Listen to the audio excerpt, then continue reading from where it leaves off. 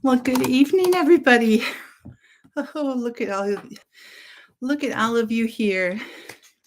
Dave, first one in tonight. Alicia, hello. Who else do we have? Your question is, are grow bags a good option instead of raised beds? Looking for an easy, budget-friendly option. Thank you, Dave, for answering her. Yes, they will dry more quickly. Definitely. Sunflower Marsha, hello. Hold on, I gotta get my phone and turn it off. Don't want to be rude and having it ringing. Michigan Daffodil, hello. Matt and Sarah, hello. Hi, how are you? So instead of me having a lot of, just new stuff to throw at you again this time, I wanted to find out what questions some people have, and then just have everybody contribute. I'll contribute what I know, and if there's something I don't know, someone else can contribute. So I think there'll be kind of a really good discussion going on here. Kiri, hello. How are you? Oh my goodness. Everybody can hear me okay? I just got to make sure my settings are good here. So I'm in a different chair, so I'm like much lower here than up higher. So good evening. We have been, it started snowing sometime early this morning, like 3 or 4 this morning or something. And I mean, kind of quit for a little bit, but it's still snowing again, and it's supposed to snow all day tomorrow. So, Matt and Sarah, I don't know that you've gotten it yet. I don't think it's hit you guys yet, but it seems to have hit just like north of me, so which has been the majority of it. I already have like 6 or 7 inches from this storm, but there are a lot of areas that are going to get like 14 inches. Oh, well, thank you. That must be Sarah that's on here. I don't think Matt would say that. Kiri, you're in pain. Oh no. You know what? The older we get, the more our bodies complain about that kind of activity. Yeah, it's windy out too, so things are drifting and white out. And I was supposed to drive about an hour away this morning to get my car checked out, and was like, not going to happen. The plows hadn't even come by yet before I had to leave. And so I just rescheduled. Oh, wow, 81 degrees. Oh my goodness. I think it's 10 here, Fahrenheit above. The storm hit you Friday, expecting 5 to 8 inches. Oh, it will hit you Friday. Okay.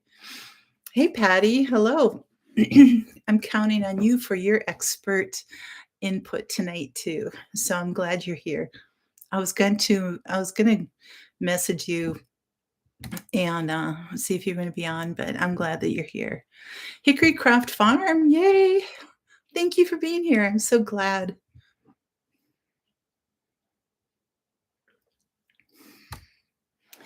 It's in the low 40s, supposed to be in 30s this week. We're going to get some more 15 to 20 below weather this week, either tonight or tomorrow night. I'm not sure. So, but everybody's doing well. You've made it through the storms. We have northeast winds at 22 miles an hour right now, and it's been pretty much sustained between that and 30. So it's been good and windy. When it takes all that fresh powder, it just blows it around. Oh yeah. Tonight and tomorrow night, -12, Thursday, -18. then it goes up, and then it's back down to -12, and then it's up in the 20s. It's just kind of like bouncing all over the place. Shady Hill Homestead, good evening to you. You're supposed to get one day in the 70s just before the next storm. Oh my goodness. The 70s. That's just too hard. That really is. So I'm doing for Fermented February for Anna's collaboration at Fermented Homestead, or she hosted it. I did my first video. I'm doing two. My first one went up Saturday. I know a lot of you saw it, so thank you so much. Parker, hello. I know, but you know what? I don't know. Well, I was born and raised here, but so I kind of get used to it anyway. But Gil, good evening to you. And so anyway, I hope you guys saw it. I know Gil did because he was like, first. That's your comment that to try to enter the drawing for Mason Tops, right? You're so funny. Chad, hello. I am doing pretty well. Thank you. How about you? I know you got stuck up there with all that snow. I bet you're going to get more from this storm too, because it's going pretty much straight west to east. And it's, so I think you may end up getting this one. You have the up and down temps too, but barely any snow. Interesting. So yeah, 2-day winter storm. It's been a while since we had one of those. But oh, thanks, Alicia. So anyway, just been fermenting and working and lots of things going on. Built a couple websites in the last couple weeks, so that's been keeping me a little tied up, and working on the second video. Like I said, I think it comes out Thursday. I think that's my other day. So, but then for any of you who are checking on that and entering kind of the contest or whatever, there'll be a live drawing next Monday. Yes, next Monday for the winners. And the prize is a Mason Top fermenting kit, but there's 2 of them that are going to be given away. So anyway, but you have to go to the channels, and I think I put the information below. So you have to go to the channels, you have to comment, and then there's going to be a random drawing from a random channel, and then the random comment from that channel. So you know, there's a good chance, you know, to get something there. But Connie, hello. But Chad, that's so sweet that you're here. I'm so glad. And because I know how busy you are up there. So I'm going to give a prep tip first of all, before we get started tonight with any of your questions and everything. My prep tip is that shelves are getting barer in the stores, and with the truck thing going on, we also may see even more scarcity in the months ahead. So I challenge you to get at the very least 5 extra things the next time you go to the grocery store. If possible, get more. You know, like if you're planning on getting 2 cans of tuna, get 5 cans of tuna or something like that. You know, if you're going to get 1 loaf of bread, get 2 loaves of bread or 3 and throw them in the freezer. You know, if you put bread in the freezer, any kind of bread, double bag it, then it won't take on the flavors of the freezer. It'll stay fresh. So that's my freezer tip there. Sarah, you love your Mason Top fermenting kit. Yes. Oh, not really. I pushed them down far enough. So if you're using the flat pebbles, the weights, the glass weights, if you use the flat ones, you certainly can fill your jars a little bit further. too, and it won't interfere with the caps, either the pickle pipe or a regular lid. But I always end up having to take a knife and digging them out or a fork or something, and they're just like a pain for me to just try to get the flat ones out. So I got the ones with the little knobs, and it's just, I find that a lot easier. So Farmer and Adele, thanks for coming. Patty from Southern Blessed, hello. Thank you for being here. Appreciate that very much. And I know it's dinner time, it's really kind of hard. So you fermented carrots last week with a little garlic. Ooh, yes, dill with carrots is very good too. Yes, Alicia, I know things are going on around in all the countries, and it's tough. We're praying out there. 5 extra cartloads. Ooh, there you go. Not just 5 extra items, but 5 carts. Well, you've got a good sized family, Chad, so you have to make sure that you can keep it covered. Oh, good, Gil. 50 pounds of flour. Awesome. Carrie, I hear you. It's yeah, I saw 344 here recently for myself too. So Nate Mitch, hello. Welcome. Yes, Chad, absolutely, and it will stay much longer, and also kills off any type of bugs that might be in there at all, or eggs or anything like that in your flour. You can do either already ground flour or like wheat berries, stuff like that. I would do it with like all your grains and things, is to, if you can, just throw them in a freezer. Yeah, I wouldn't put them outside unless through the winter, unless they're in bins or something, so the animals don't get to them. But you could also do that. I've got bags of flour in the bottom of my freezer that have been there for a couple years at least. So it's just, I know that they're there when I can get to them. I don't bake much in that way just because of flour and stuff like that, but I know it's there when it is. So yeah, I knew I knew what you meant. Oh, um, oh, Patty, Tinker's wife, absolutely. I hear you. Um, yeah, I hear you. Yeah, you have to kind of, thank you, Dave. Yeah, rotate things in and out. Absolutely.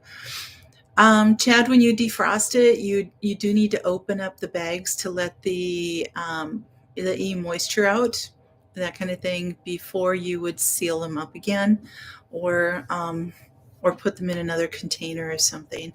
The same with beans. If you get a bag of beans and you want to make sure you're killing anything that's in there, you can throw them in the freezer for 12 hours or 24 hours or something. Take them out, but open up the bags, let the temperatures regulate in there, let any moisture out, and then you can put them in Mylar bags or jars or something like that and seal them up. Hey, Virginia, hello.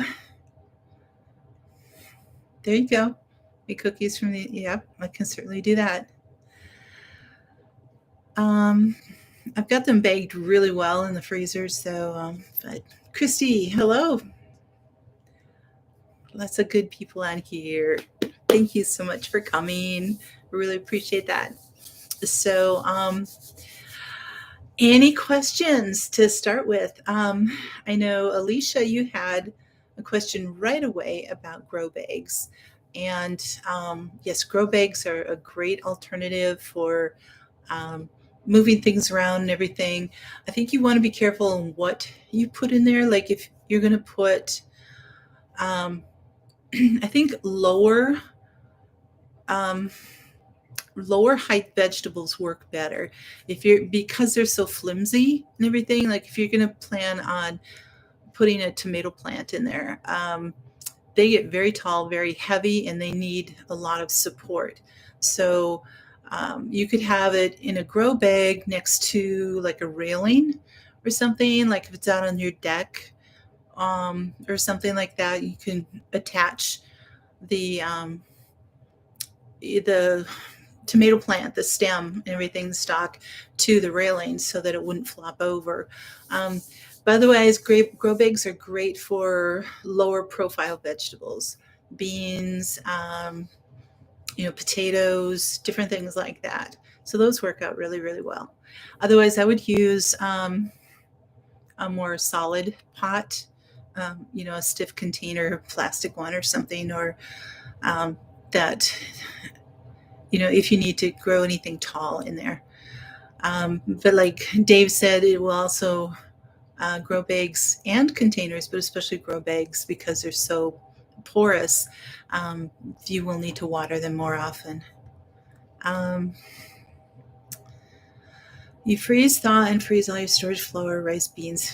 Very good, Farmer Adele. That's excellent. Would rent his storage. Okay.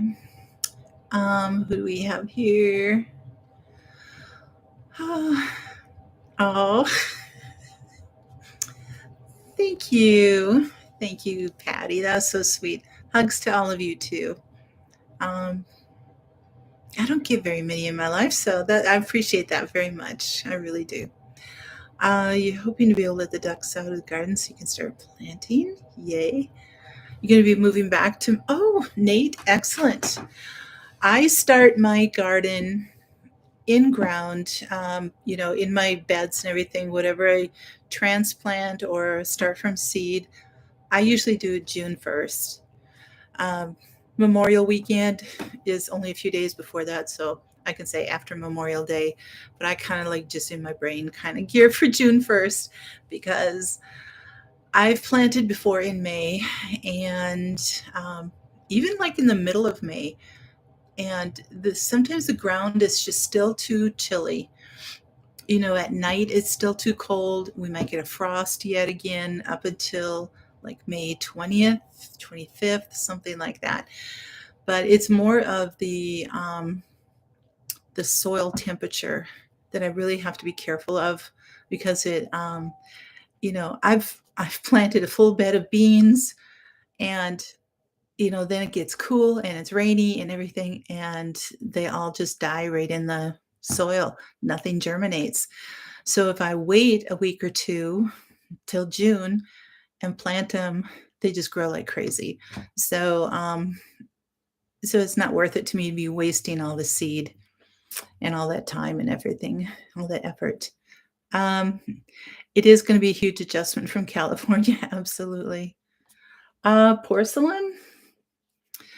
Yeah, just something. I mean, it can even be plastic. It can be, stoneware. It could be ceramic or a terracotta pot, something like that. You have porcelain. Yeah, cherry tomatoes would be excellent too. Definitely. Um, Sorry, I'm getting a little behind here. Yes, grow bags do lose water fast. Hey, Gil, that's a great idea. Line them with plastic. You can do an experiment with rice. Neat. Let me see. Where are we going here? Yes, it would be a big change.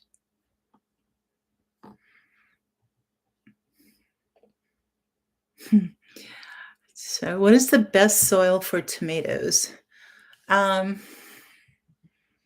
Just some really good compost. Compost the soil with, it kind of the nature of tomatoes because you want to plant them deep. The stems, you want to get them as deep as possible. So something that's going to support it. Well, it will get kind of compact down around it anyway, just because of rain and the weight of the tomato plant and different things like that. So, okay. You know what, Sarah? I saw that in your video. You guys felt like you were getting behind again on starting celery. Dave is actually a really good celery grower, Oak Knob Farm. So, Dave, what do you have to contribute? Unless you've already written in there, but I only grew celery once, and I was not successful. I didn't want to try it again. That was years. I mean, it was over 20 years ago. So, I I know you never quite get the timing right. I wonder if I don't have Clyde's here in front of me. Do you have a Clyde's planner at all? If any of you guys, you can go on Amazon. They're $5. Um, or who else has them? Baker Creek Seeds has these Clyde planners, and what they have on there are like your planting dates and your harvesting dates, and then it's kind of both. And it's like a slide um, insert, and it will tell you exactly like you go by what your typical last frost date is, like say if it's May 1st or something, and then it'll show you what you plant when, and then like when you can harvest according to your first frost date in the fall. But that Sarah, that should have celery on there too, so that might help you out in trying to figure that out. If you don't have one, send me a text and I will look at mine. Not sure where it is right now. I think it's in my gardening box. So I will look at that and let you know if you need help on that. So Nate, I couldn't believe it. I hope you're successful in getting out of there. That's for sure.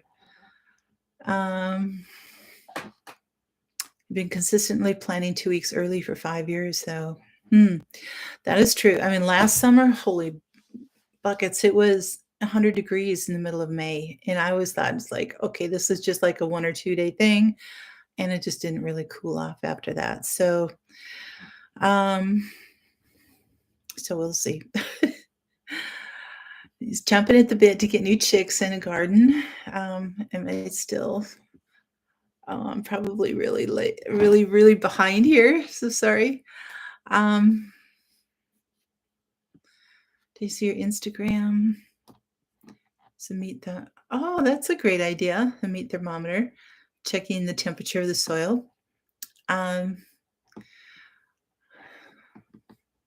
Same in Nova Scotia. Need very dark soil for celery, I hear. Okay. Wrapping it to blanch and keep the sun off is very important. I remember you doing that, Dave. That was a really good video. So, Sarah, if you need to watch that, I think even in the greenhouse, that would be helpful for you.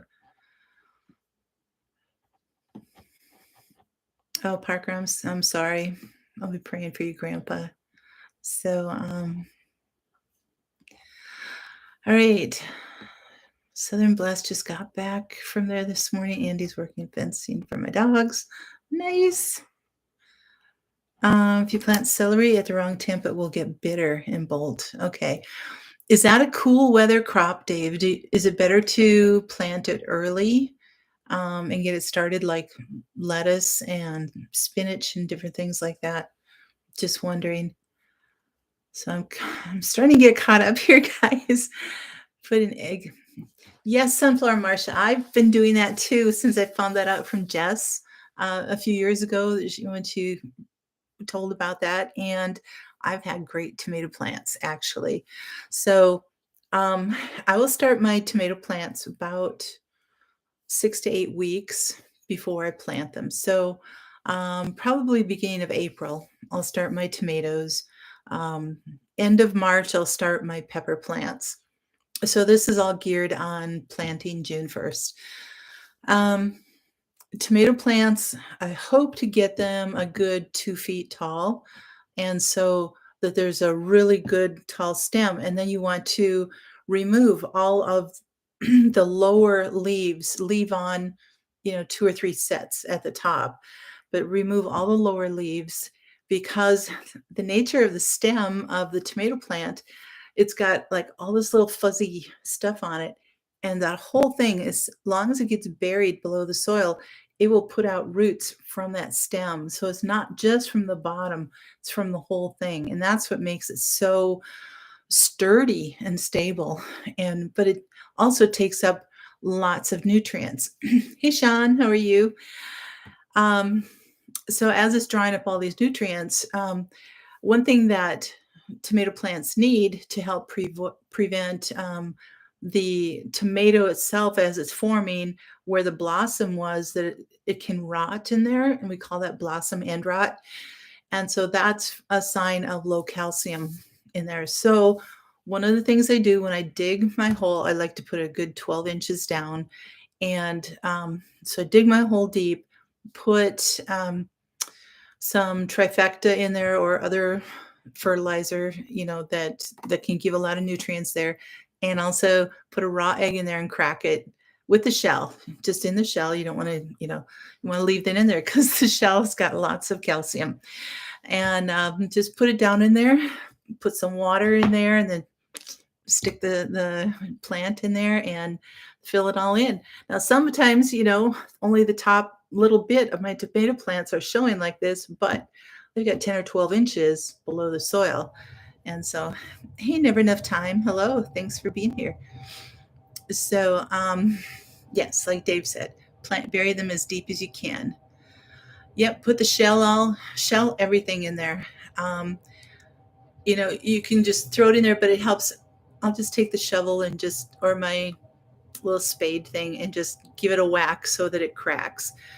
So I can make sure that the inside is going into the soil. And then it just gives all the nutrients. Celery needs a more acidic soil. There you go, Sarah. That's a great tip. Hey, Julie. Hello. Hi, Charmaine. I live in West Central Minnesota. And so, yep. Your soil is alkaline. Yeah. And so, do some research on what I am not that great at knowing what fertilizers need to be for what plants. I'm learning yet. I never used to do that. And so that's why my soil got so depleted. So over the last 4 years or so, 4 or 5 years, I've really been working on building up my soil again and learning about the different fertilizers that go for what plants and different things like that. I would like to know who makes a practice of testing their soil. I've heard both sides of it, like, oh, never need to test your soil. It's just a, waste of time, waste of money and everything. Just feed your plants what they need. And then the other side is like, no, you need to test your soil because you have to find out what your soil needs so that you can give it, like if it needs ash or if it needs lime or if it needs, more fish fertilizer, if it needs more compost, whatever it might need. So, but I would like to hear from you guys what you do about soil testing. Katrina's sister, hello. You started celery last week. Nice. Very good. Dave, if you want to put up that link of your video that you did on wrapping your celery so people can see how you did that, I think that'd be great. You're in the Boise, Idaho. Okay. Camp Patton Family Compound here is in Idaho. There are a number of other channels in Idaho too. So Gil can probably refer you to a lot. So Gil, if you're still here, you got Charmaine Martinez. She's looking for other people up there. And see, I don't know which ones are close to Boise or not, or because I know a number are like in northern Idaho. So I'm not sure there. Your brain hurts from thinking again. Oh, Alicia, if you're using soil right from a bag that you get, an organic soil, that's a bag that you're putting in your container, there's no need to test it because it should have all the nutrients that you need in there to grow. If you are going out in you don't have a backyard because you're in an apartment, but if anybody's going out in their backyard, just digging up, turning the sod over and just digging up a bunch of dirt from their backyard, then you might want to test it because you don't know, what's in there. Oh, that's a good idea, Michigan Daffodil, at least to get a base on that. So Patty, Tinker's wife, she highly recommends testing if you brought any compost in. Oh, that is interesting. There you go. Okay, so if you're bringing a lot of things in that you don't know about, that's a very good point. Um, yeah, a lot of the, you can get testing kit at any of your big box stores. You can get it on Amazon. You can find it anywhere. I don't know if anybody, is testing. Maybe Patty, if you recommend a particular test kit, because you don't want to spend, a bunch of money on that either. But you also don't want something super cheap. Oh, Nate, that'll be great. Oh, yeah, it sounds like we have a few refrigerators that have quit this year. Oh, okay, Sarah and Patty, you have to give now. What were you talking about? Oh, okay, super. Thank you. Um, Camp Pet is Gill. Yes, thank you. Um, just small backyard in your 3-level townhouse. Yeah. That's a good idea, Christy. Bringing your soil to the extension office and having them test it. Is that usually for free?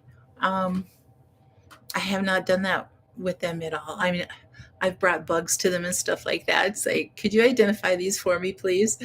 And because one was like attacking my birch trees. And so it was like, hmm. All right. So the earlier the better when blanching your celery. Thank you, Dave, for putting that up. I appreciate that. Your mother-in-law brought in some cans of soup. You took one for the team. Aw. Such a okay.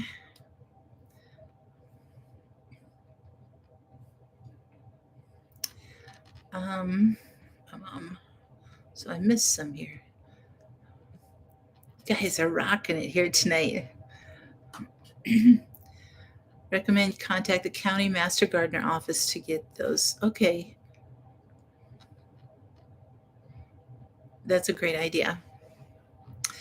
So Gil needs, apparently you need gypsum for your soil. So that's good to know. That's true, Sean. And since you have new soil and you've had all those pine trees in there for years and years, that they would have probably leached or inserted their own amount of chemicals, natural stuff like that in the soil, whether it's too much acid or enough to throw off the pH of everything. So that would probably be a great idea.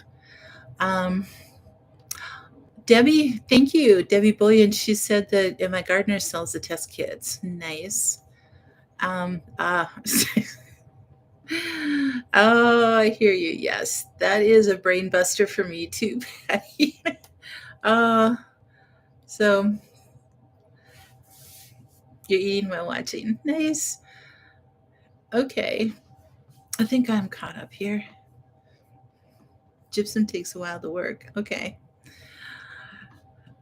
So, I am going to intersperse. So gypsum is good to break down clay soil. If you add sand to clay, you get cement. Yes. As you know. Oh, okay. You have acidic soil, lots of pines, conifers, great for blueberries. Dave, I know you've been growing your strawberry plants lately. I don't remember if you have a lot of blueberries. I know you've been developing kind of your orchard. Do you have a lot of blueberries? Oh man, that's gonna be great. Um, As clayful sand is bad. Exactly. Exactly. You know, you think that it would loosen it up, it would provide more granule stuff in there, but it doesn't. It yeah, it's just cement.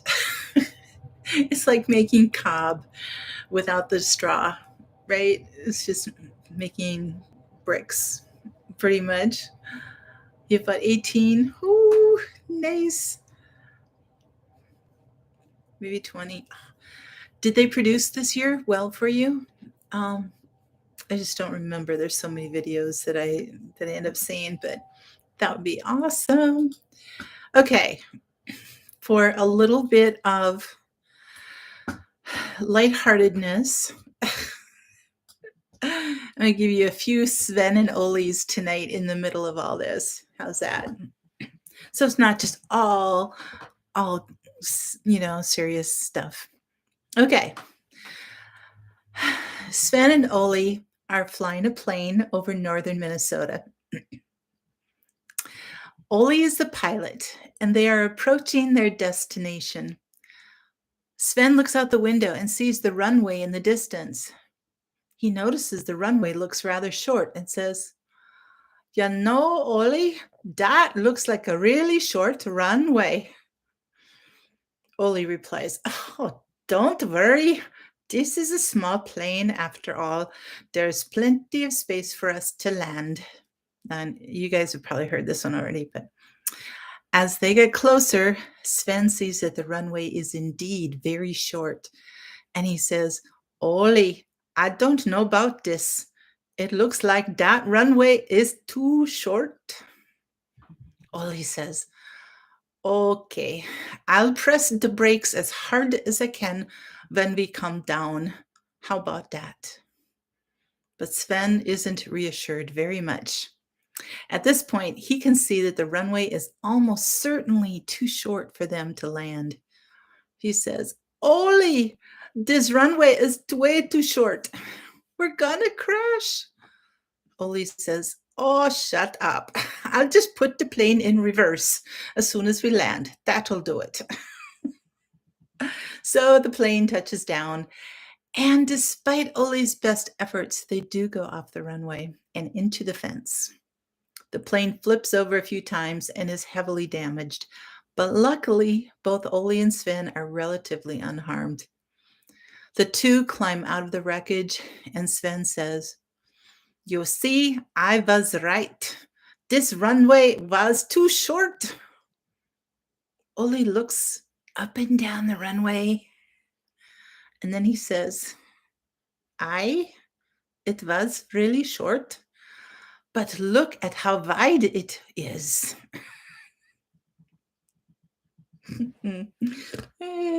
Okay, yay, story time.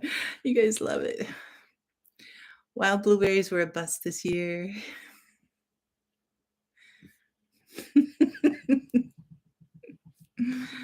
Oh, I know. Grown. Sven went in and Oli stayed in the truck. Sven said to the lumberman, "I need a 4x2. The lumberman said, "Do you mean a 2x4? Sven said, "Let me ask my brother." Sven came back and said, "Yup, we need a 2x4. The lumberman said, "How long?" Sven said, "Huh?" The lumberman said, "How long do you need it?" Sven just stood there, not understanding. The lumberman said, "Go ask your brother." Sven went out to the truck and came back and said, "We need it quite a while. We're building a garage." So I don't know if it's 8 foot, 12 foot, 16 foot length. They just need it for a long time.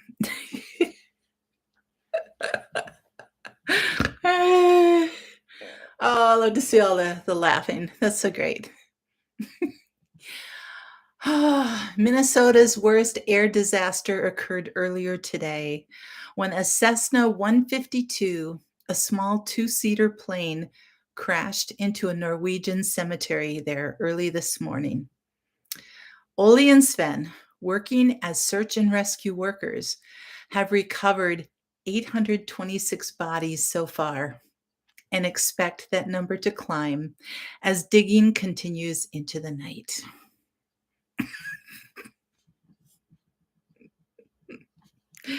Hi, Donna. How are you? Blueberries and grapes. Oh, nice. Oh, that'll be good.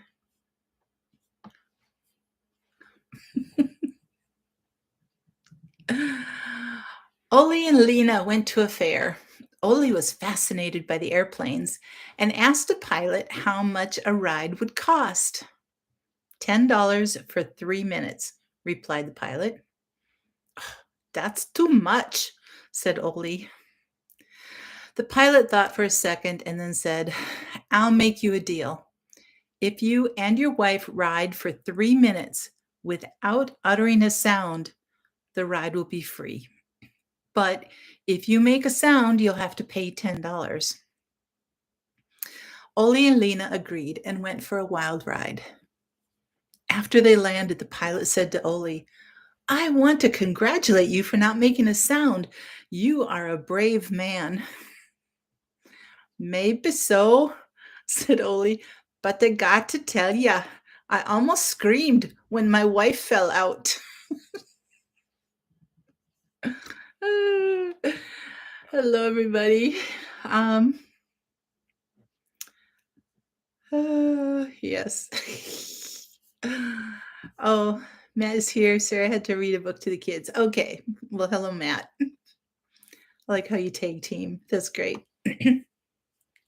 Hamaku Homestead. Hello. Thanks for being here. All right. Anybody have any gardening questions? We've talked about grow bags. We've talked about soil testing. We've talked about planting tomato plants. There are only certain plants that I start early. I will start flowers early inside. I will start peppers and tomatoes and herbs. Everything else I will direct sow into my garden beds. And that's why I wait until June 1st. So I know those Yes, Matt, it has been snowing for probably about 14 hours, 14 or 15 hours. I've got maybe 6 or 7 inches out there. They said tomorrow it's supposed to get heavier again here.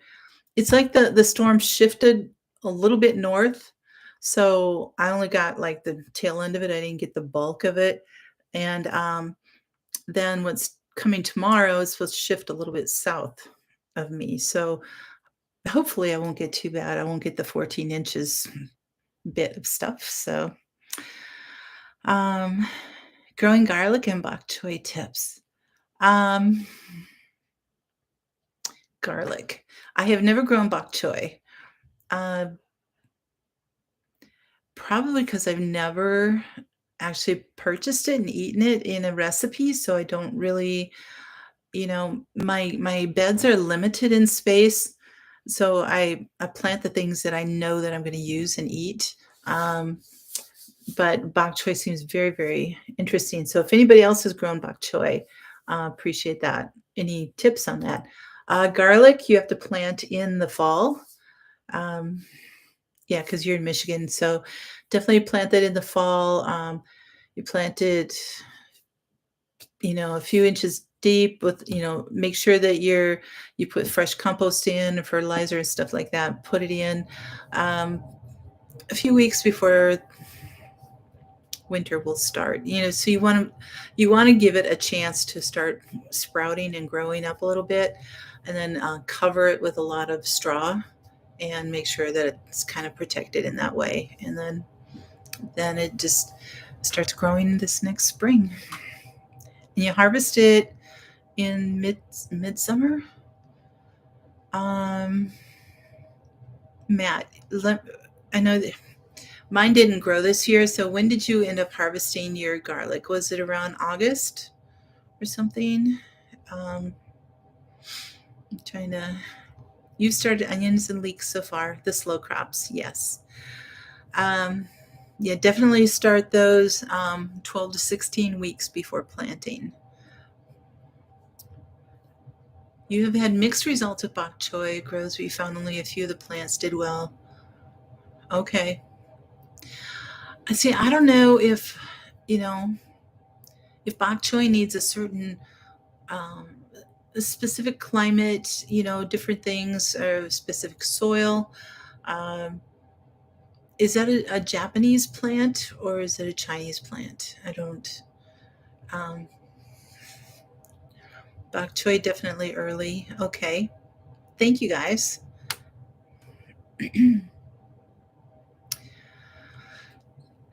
Yeah, I'm sure schools around here, at least close to me, they aren't open normally on Mondays anyway. They do a 4-day week.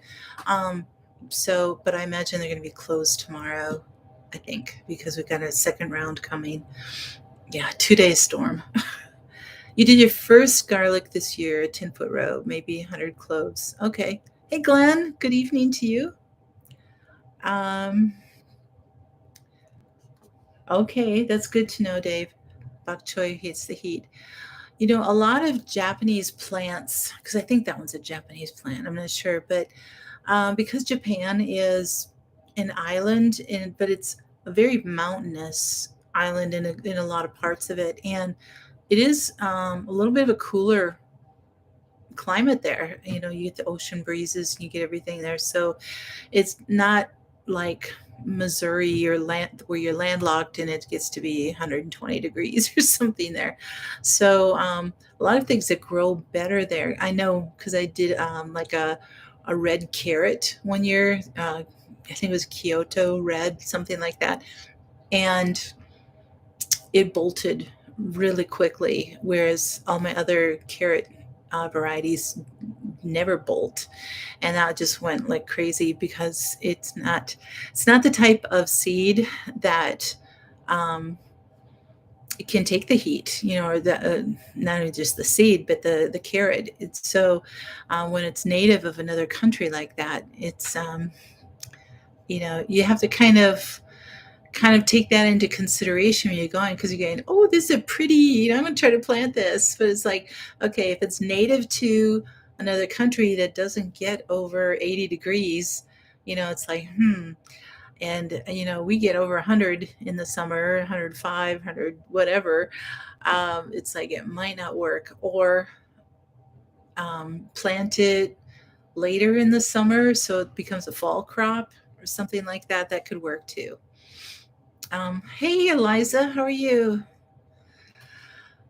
Oh, yeah, you were really getting hit up there. Oh my goodness, yeah. Um, I was noticing that up towards Duluth. So, challenge to grow in spring. Oh, there you go. Yep, make it a fall crop. So there you go. Yep, Dave, the variety does matter. So, you know, one thing that we're so blessed in this day and age is to be able to have access to companies all over um, that are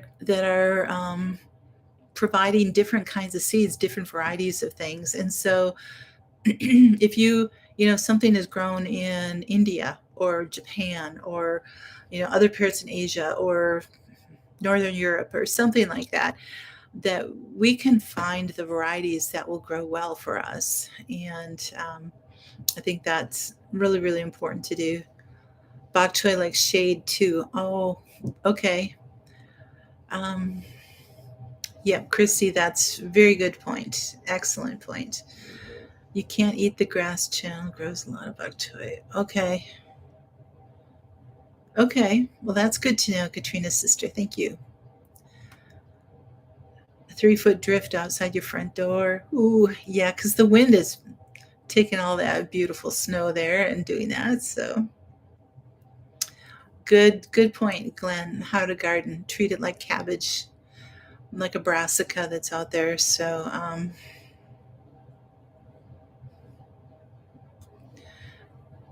it will take some shade, but it prefers full sun. Okay. Oh,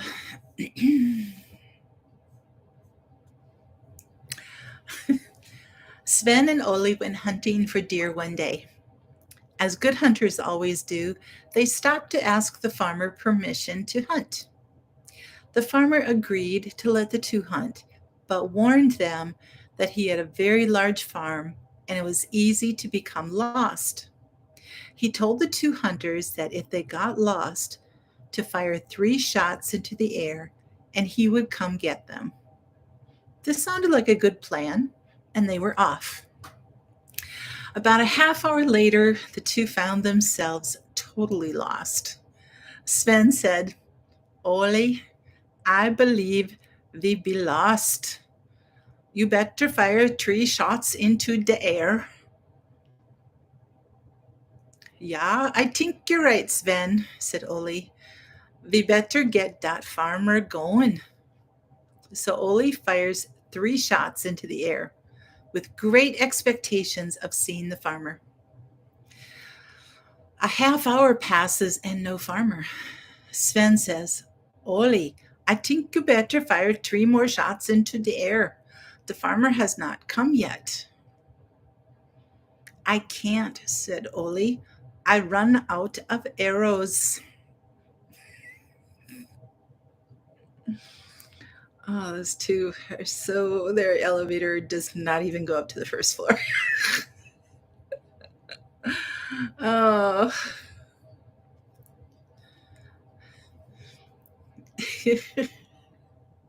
You ready for spring? Well, you know what, Matt? After you stepped into that 90-degree greenhouse, I'm sure that was like, whoa, summer. Good morning, Keep It Simple Survivor. How are you? Kill you. Oh, I don't know if you heard the other ones, Matt, but those are good. Yes, I think March is going to be it's going to be big on snow too. So I like that, Patty. Several bricks short of a full load. Yes. Oh, I've not heard that one before. That one's good. Elevator's basement level only. That one only goes down.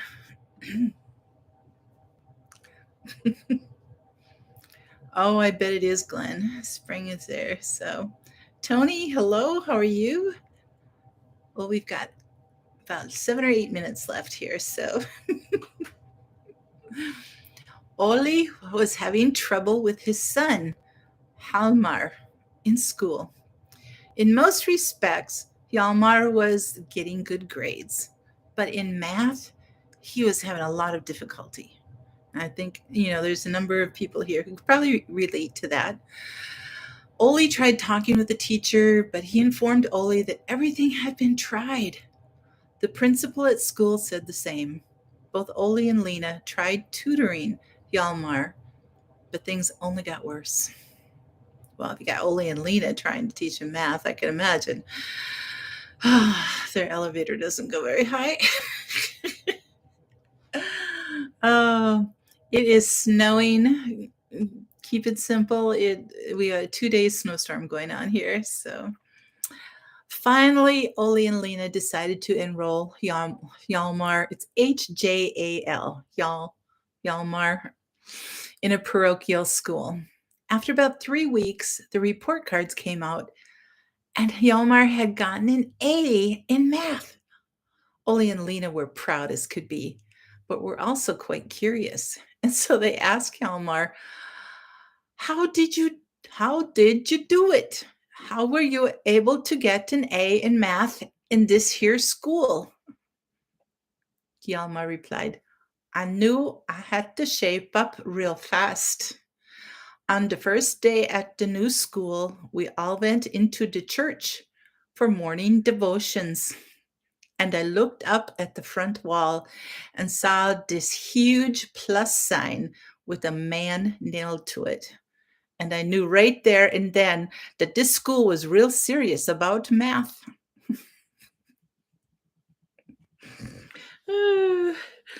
If you didn't know the story, if you didn't know the truth, that would be kind of shocking.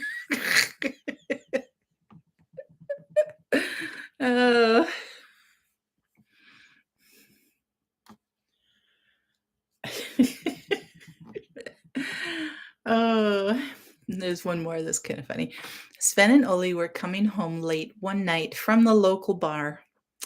Worried that their wives would be furious with them for being so late, they decided to take a shortcut through the town cemetery. As they stumbled their way through the grounds, they decided to stop and rest.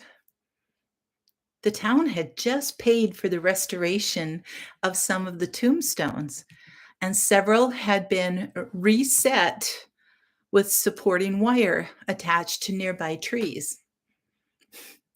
Now, Sven and Oli just happened to stop close to a recently departed friend's grave. Sven saw the wire and turned to Oli and said, "Hey, take a look at this. Peterson is doing real well now." "How do you know that?" asked Oli. "Can't you see?" Sven answered. "Peterson has the phone installed already." Oh, groan. I know, groan. Oh, never enough time. Thanks for being here. Bon appetit. Oh.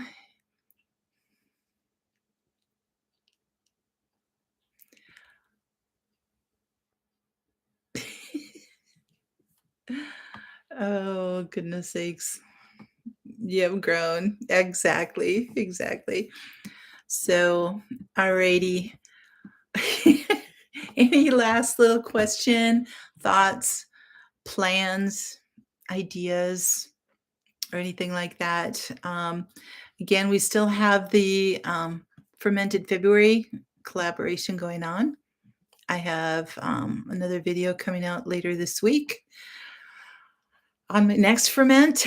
And if you guys didn't see the first one, that came out Saturday, and I used freeze-dried fruits, rehydrated them, and then fermented those. So I think it's just like such a cool thing to be able to, if you want fermented foods, you only want a little bit, especially if you're just one or two people and you don't want like a full quart jar of something, to be able to do, a set amount. It's like, okay, I only want to do 1 cup of berries for this particular thing or something. And so it was just like so neat to be able to do that. And it was fun. And the comments that I got from her, people were like, just like, it's like, oh my goodness, I never even thought of using freeze-dried berries.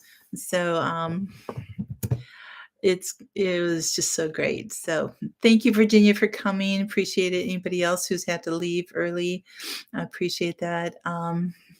Thanks, Dave. You've done half a dozen different ones. Cool.